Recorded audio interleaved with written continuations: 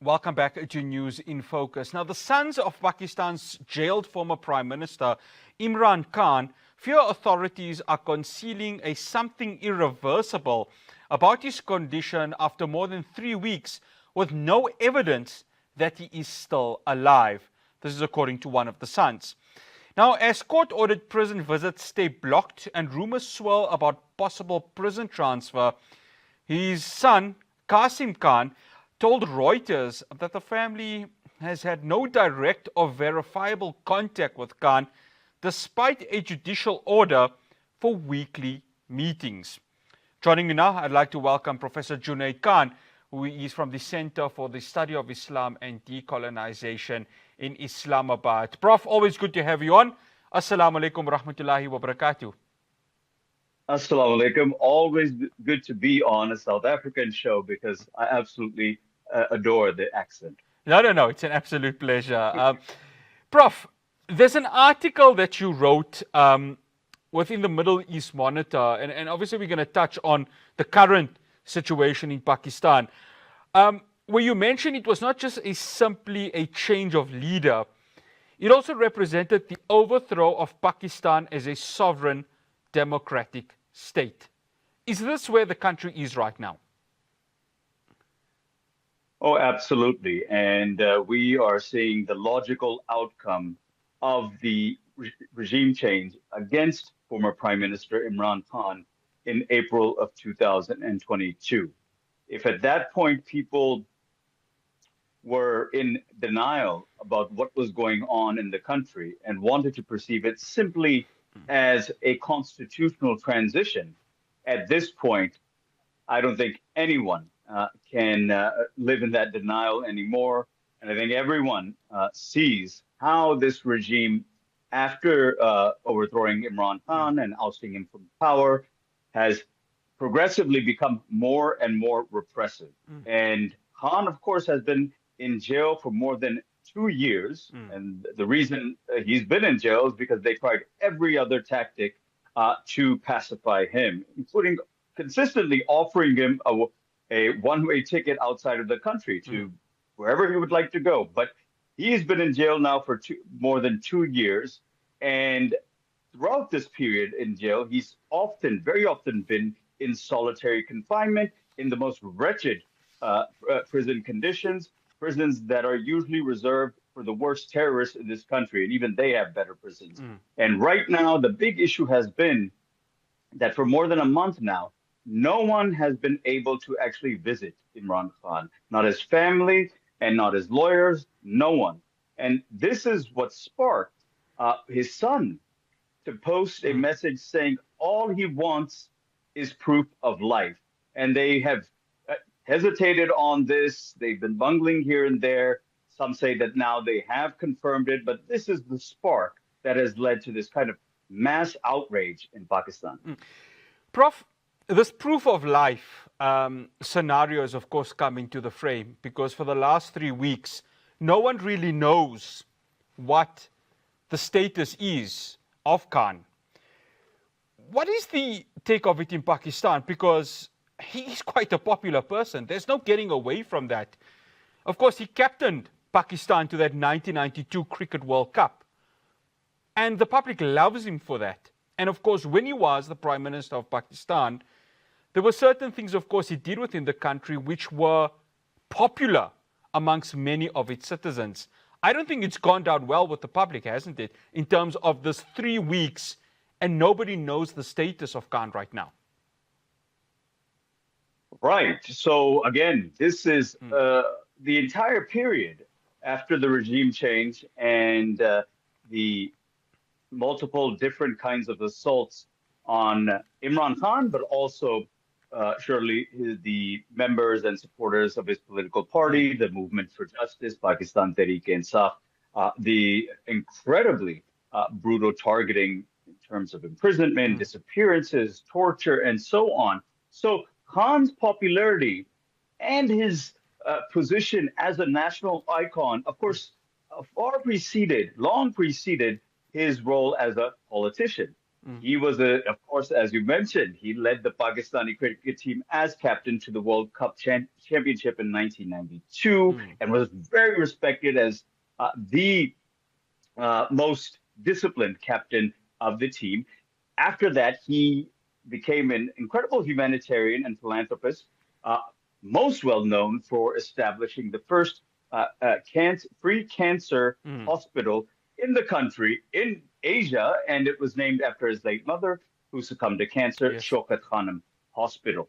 And other than that, educational institution. So became a national icon, and that only became, increased in the eyes of the public when he would undertake such philanthropic. But of course, then his analysis became, well, like I'm doing all of these things, but fundamentally, it's not putting a dent in the system, and that type of institutional injustice is what we need to target through politics. And of course, since 1997, he's been in politics, and he took a sudden rise, after around roughly 2011, and then he comes to power, and then he is ousted from power. And as we are now saying, his popularity, contrary to what Pakistan's rulers thought, has only increased, by multiple, and exponentially. And so right now, as I said, the popularity was already there. It's just one spark and catalyst after the other. And this one was the idea that no one has seen him in solitary confinement, and especially the appeal from his son that has really ignited this, the mass movement that was already there, but in some ways reactivated it. Prof, there's something that you mentioned in this very same article about foreign policy, and you and I have had offline discussions with regards to Shahbaz Sharif, wanting to give this Nobel Peace Prize, or being one of the countries to nominate Donald Trump for the Nobel Peace Prize. And why I mentioned the foreign policy is because you mentioned it as, trading legitimate statehood for a client state status. And remember, people need to understand Pakistan is a nuclear superpower. Whereas with Imran Khan, he wanted the sovereignty of Pakistan to remain a Pakistani national interest one. That has really been one of the big sort of turning points, hasn't it, in terms of seeing the way this has changed, especially for Imran Khan, and of course this transition into the new government that we see in Pakistan. Absolutely. I think if there are two issues, main themes around what Imran Khan has advocated during his political career, it's been one, social justice at home, what he often articulates as the Medina welfare state within the country, in a country in which elite corruption and exploitation is one of the worst, I would say, in the global south.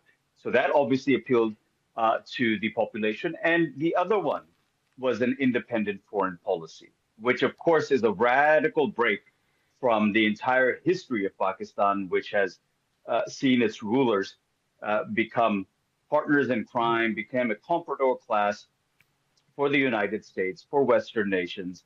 And therefore, Pakistan, unlike India, never entered into some type of non-aligned role in which they had an independent foreign policy and they could connect with other countries of the global south.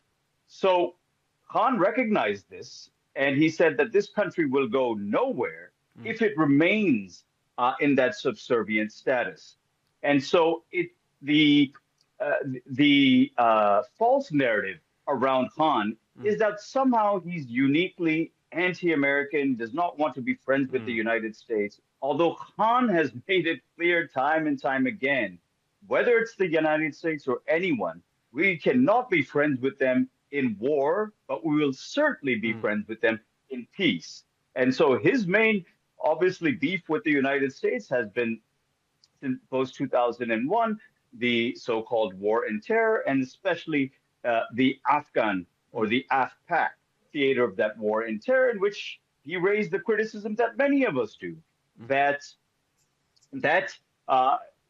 imperial project with the connivance of Pakistan's rulers is both immoral because the massive so-called collateral damage, the killings and deaths, and the massive displacement of peoples, and secondly, that it's going to be counterproductive. It's going to fuel more militancy. Yeah. And he turned out to be right. And I think that's one of the things that the American national security state never forgave him for. Therefore, the support for the regime change against him in April. Now, of course, there's a whole bunch of specific other issues, whether it's Palestine centrally that he spoke about and advocated self-determination and the liberation of Palestine, unlike any previous prime minister or military ruler of Pakistan. And we have been forced to stick to the issue of his visit to Russia during the Russian special military operation in the Ukraine, and how the West and the United States said that you must immediately denounce Putin and Russia. This is while, of course, he is in Russia. And I often say the two things can't go together. One, if Professor, the West describes... Yeah. Professor, I have to stop you there because we will come after the break.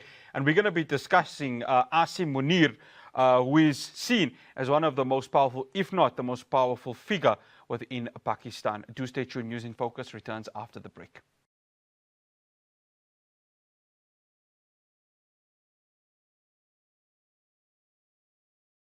Welcome back. I'm still in conversation with Professor Junaid Ahmad, who's coming to us from Islamabad in Pakistan. Again, shukran for staying with us, Prof.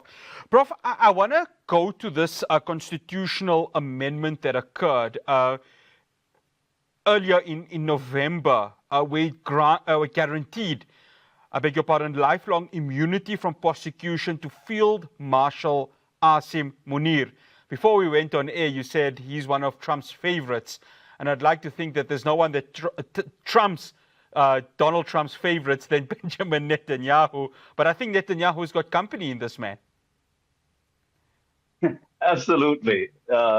We often focus on, and correctly focus on, the fact that New Delhi's, fascist and Hindutva rulers, especially Narendra Modi, probably has remained the best friend of Netanyahu in addition to Biden or Trump. Although I think Trump is just far more transactional, and Modi is far more ideologically aligned with Netanyahu. But of course, we know there's a whole bunch of other rulers which won't be so open and overt in their collaboration with Israel and Netanyahu, and that includes Pakistan. And though the Pakistani rulers, and especially Asim Munir, I would hope, know that it's suicidal to initiate some process of normalization with Israel.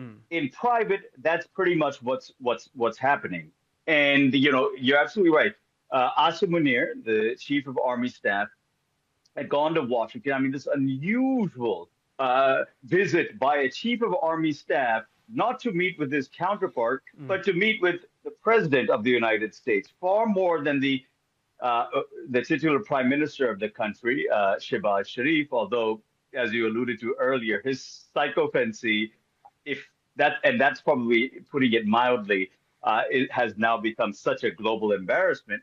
But Asim Munir was meeting with President Trump and also engaged in his own forms of psychophancy. And Trump, as you mentioned, and this needs to be said, called Asim Munir his favorite field marshal.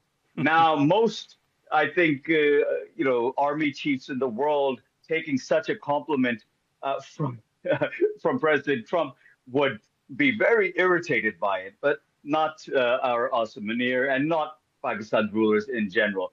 And that is what has led to the current situation in which the 27th Amendment that you referred to is attempted to be rammed down the throats of Pakistanis, in which, exactly as you say, it further entrenches the already all-powerful role of the Chief of Army Staff, and it weakens the elected Prime Minister, and it, in addition to other laws, not only kind of immediately enhances the power, but also gives, as you mentioned, lifelong immunity. I mean, these are just absurd things which, only the blind cannot see is a project of Asim Munir to make himself basically a lifelong king of the country. So I think they have reached the levels of such absurdity and such shamelessness that it's hard for anyone at this point, those who have even remained silent, to look at this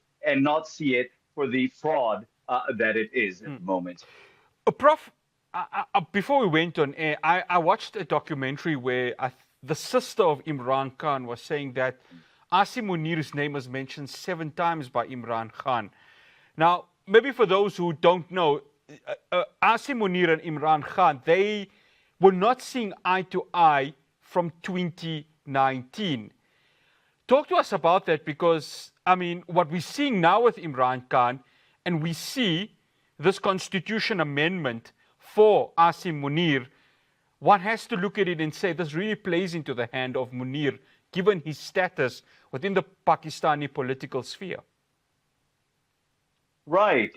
We should remember that Asim Munir is effectively an extension of the former Chief of Army Staff, General Bajwa, who, as Imran Khan came to power, 2018, 2019, I think they perceived Khan as someone they could work with. Khan would be someone, has kind of that nationalism of a global South. And so, he, at least rhetorically, it puts the pressure on Washington while the generals make their own deals.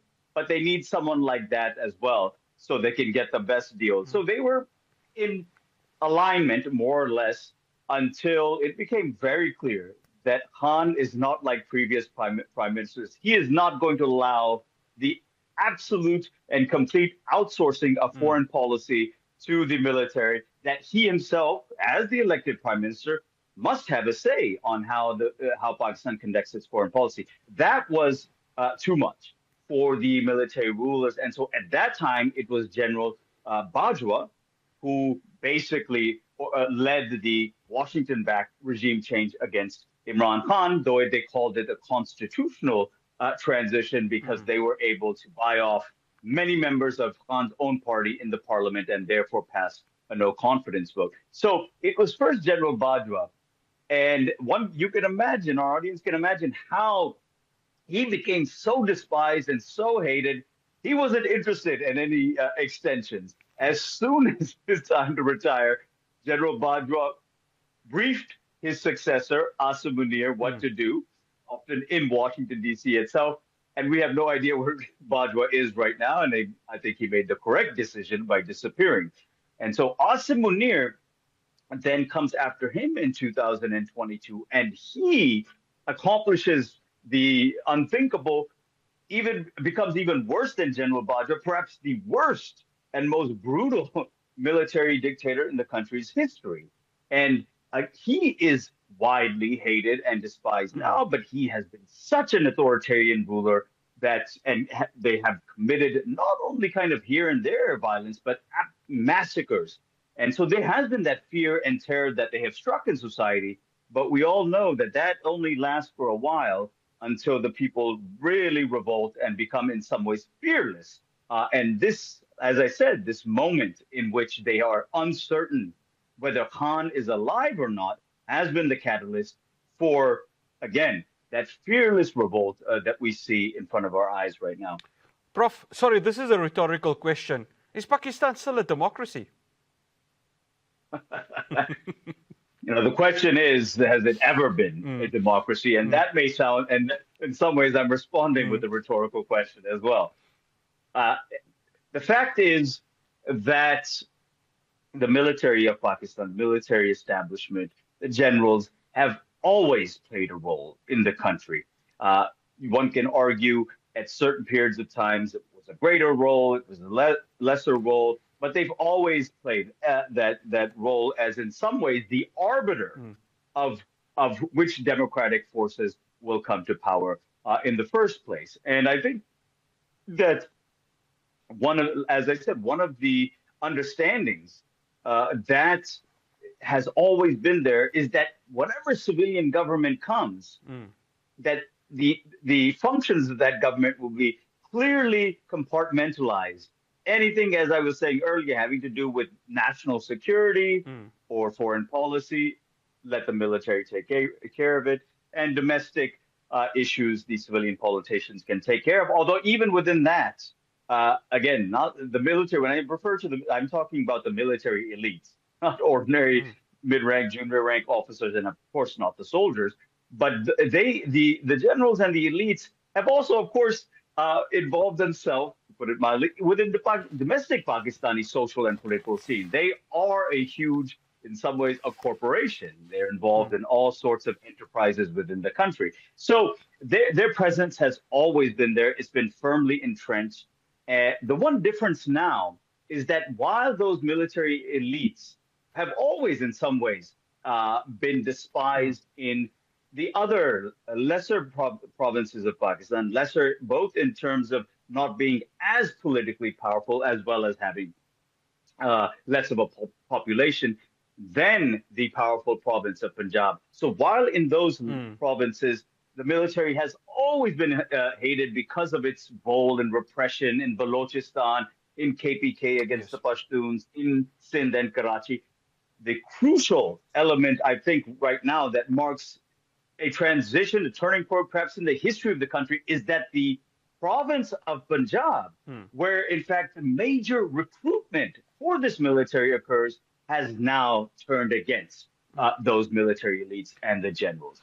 That is the biggest crisis, and I think that explains the level of brutality, of anger by the state, by the military rulers, because this they cannot tolerate. Punjab has always has been its main support base. It is expected to love the military, or at least respect it, and that has completely vanished. Prof. Junaid, always good having you on. Shukran so much for joining us. Assalamu alaikum. Wonderful to be here. Thanks. That's Professor Junaid Ahmad from the Center for the Study of Islam and Decolonization, based in Islamabad in Pakistan. Well, that's all we have for you here on News in Focus from myself, Hospital, and the rest of the team in Johannesburg. If you have missed today's episode, you will be sure to find it on our YouTube channel. Assalamu alaikum wa rahmatullahi wa barakatuh.